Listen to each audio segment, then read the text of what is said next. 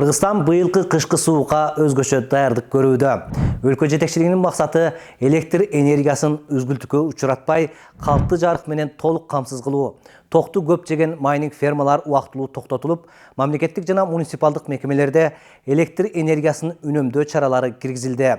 Энергетикадагы абал, кышка даярдык жана мурдагы катачылыктардан алынган сабактар тууралуу энергетика министри Таалайбек Ибраев 13 ноябрдагы брифингде түшүндүрмө берди. Ал энергетикадагы капсалаң тууралуу айткан мурдагы президент Алмазбек Атамбаевдин айткандарын жокко чыгарып, анын башкаруусундагы жана азыркы кездеги тармактагы абалды салыштырып, реалдуу өзгөрүүлөрдү таксандар жана таамай аргументтер менен белгилеп өттү.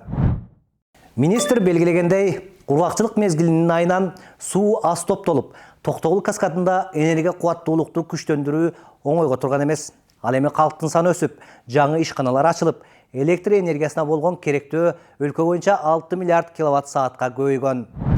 Айтып атпайбы? Кеткен президенттер мындай болгон, тигиндей болгон деп. Мына ошолор 17-жылды карагыла, мына 19 миллиард келди. Токтогул КЭСинин эмеси көлөмү 19,5 миллиард. Мына 19 миллиард 589 келген. Мына ошондон бери анан кеткен ылдый. Андан кийин көтөрүлбөйт, көрдүңөрбү? Ылдый кеткен. Ушул убакта колдонуш керек эле да ушул суунун. Колдонуп калыш керек эле. Энергетиканын башында өзүңөр билесиңер кимдер иштеди? Зоотехниги, фармацевт иштеди, башкалары финансист иштеди. Түшүнбөгөн элдердин баары келди. Ошонун убагында, могул убакта ушул электр энергияны биз мисалы үчүн берип, электр энергия кайра запас кылып ушу жылга чейин алып койгонго мүмкүнчүлүк бар болчу.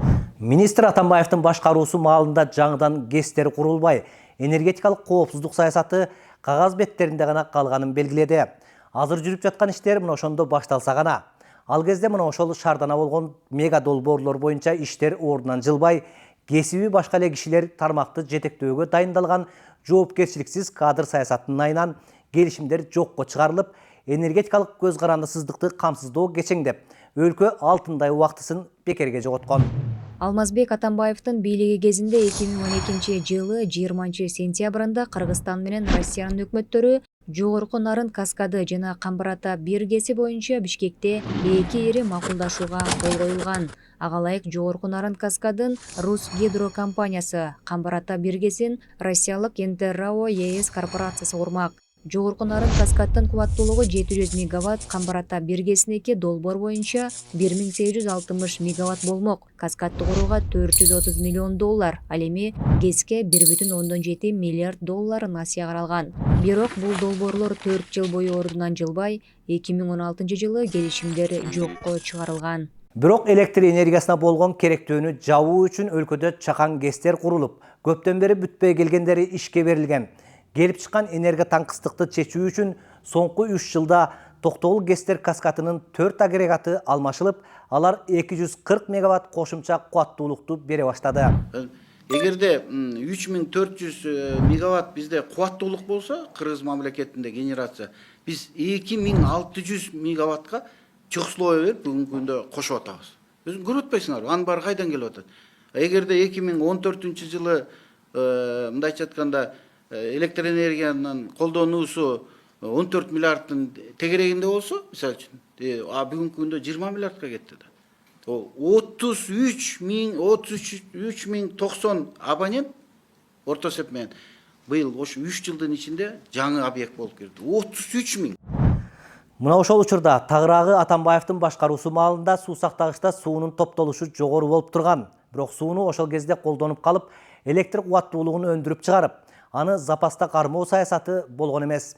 Анын ордуна Атамбаевдин учурунда Казакстандан киловатт саат электр энергияны 5 сомдон сатып алып, калкка 77 тыйындан сатып келген. Ортодо 4 сом 23 тыйын айырма энергетика тармагына жүктөлүп, 137 миллиард сом карыз топтолуп кеткен.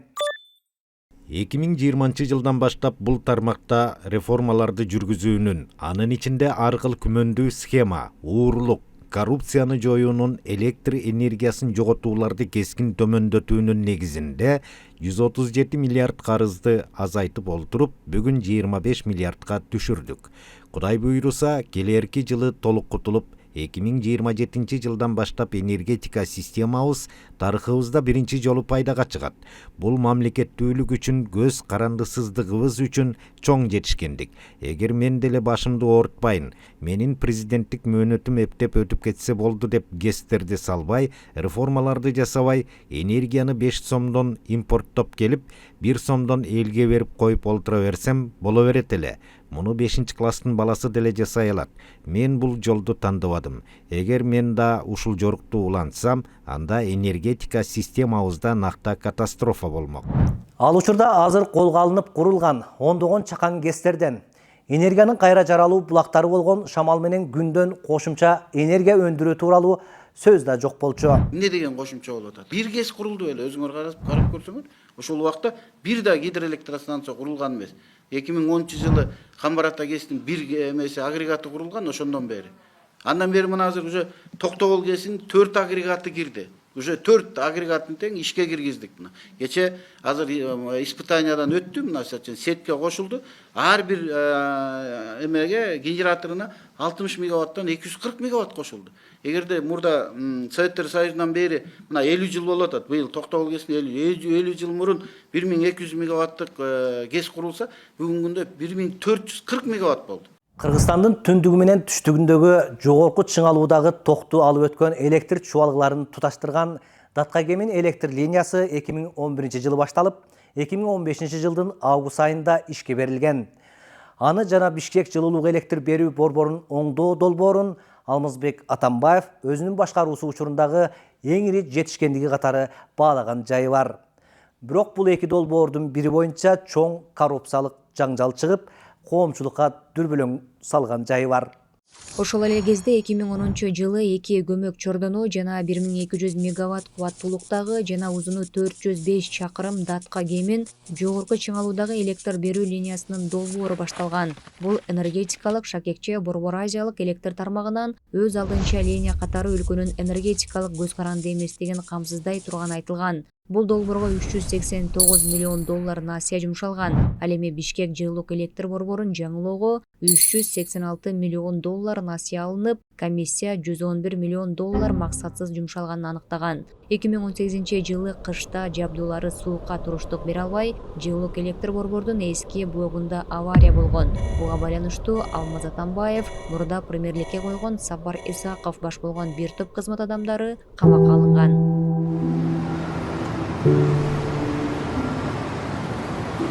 Өткөндүн катачылыктары бүгүнкүгө сабак. Энергетика тармагын башкарууда жоопкерчилик жана ачыктык зарыл. Бүгүнкү күндө өкмөт энергетикалык коопсуздукту камсыз кылуу үчүн бир нече чечкиндүү кадамдарга бара алды. Электр тогун көп сарптаган майнинг фермалардын иштери убактылуу токтотулду. Мамлекеттик жана муниципалдык мекемелерде менчигинин түрүнө карабастан ишканаларда түнкүсүн электр жарыгын үнөмдөө тартиби киргизилди. Ал эми жеке секторда калк үчүн берилүүчү электр кубаттуулугу убактылуу 5 киловаттан 3 киловаттка чейин кыскарды. Бул чаралардын максаты өлкөнүн ички керектөөсүн тең салмактап, системага оорчулук келтирген ашыкча жүктөмдөн сактоо. Кыргыз Республикасынын территориясында март айынын аягына чейин бир дагы майнинг фермалары иштебейт. Эгерде кимдир бирөө майнинг фермасын кошконго аракет кыла турган болсо, каттуу жазага тартыласыңар. Бул бир. Экинчиден, бардык мамлекеттик органдар, министрликтер, ведомстволор, мекеме ишканалар кечки саат 6-дан кийин мекеме ишканалардын толук бойдон электр энергиясын өчүргүлө. Себеби кээ бир министрликке кирсең түнү менен кондиционерлер иштеп турат. Ар бир этажда, ар бир кабинетте эртең менен келгиче жылуу болуп калсын деп кондиционер жандырып коюп кетесиңер. Андай болбойт. Энергетика министрлигинин маалыматына караганда, акыркы 3 жылда чакан жана орто ГЭСтердин курулушу жанданып, аймактардагы кубаттуулук бекемделүүдө. Жаңы технологиялар киргизилип, электр тармактарындагы жоготуулар азайып, энергиянын туруктуулугу жогорулатылды. Энергетикалык коопсуздук бул жөн гана техникалык маселе эмес.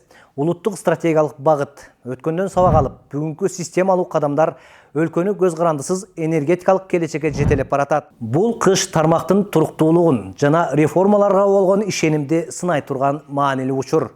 Тегримен ташын тегеретип, кийинки берүүлөрдөн кезиккенче сак саламатта туруңуздар.